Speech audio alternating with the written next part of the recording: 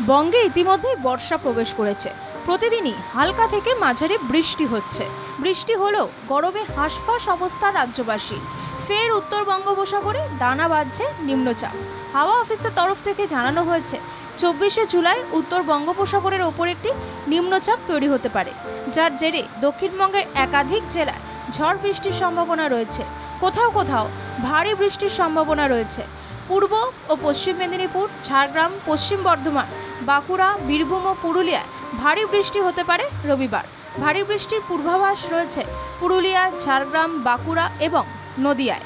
এছাড়াও পশ্চিম মেদিনীপুর, পূর্ব মেদিনীপুর, দক্ষিণ 24 পরগনা, উত্তর 24 পরগনা, হাওড়া, হুগলিতেও বৃষ্টি হবে। সোমবার ও মঙ্গলবার দক্ষিণবঙ্গে বৃষ্টির সম্ভাবনা কিছুটা কম। পাশাপাশি ঝাড়গ্রাম, বাঁকুড়া এবং পুরুলিয়াতেও ভারী বৃষ্টির সম্ভাবনা রয়েছে। শনিবারের সর্বনিম্ন তাপমাত্রা ছিল 27.3 ডিগ্রি সেলসিয়াস।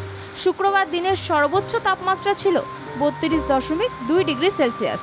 দক্ষিণের পাশাপাশি উত্তরবঙ্গেও দুর্যোগের পূর্বাভাস রয়েছে। আগামী 48 ঘন্টায় উত্তরের সবকটি জেলাতেই বৃষ্টি হবে। ভারী বৃষ্টির সম্ভাবনা রয়েছে আলিপুরদুয়ার, কোচবিহার, কালিম্পং এবং উত্তর দিনাজপুরের কিছু অংশে।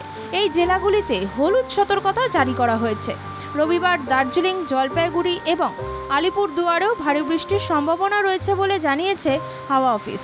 উত্তরবঙ্গের পাহাড়ি এবং তরাই অঞ্চলের মানুষদের তাই বিশেষ সতর্ক থাকার পরামর্শ দিয়েছে আবহাওয়া দফতর।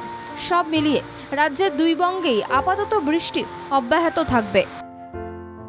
ব্যুরো রিপোর্ট, বাংলা জাগো।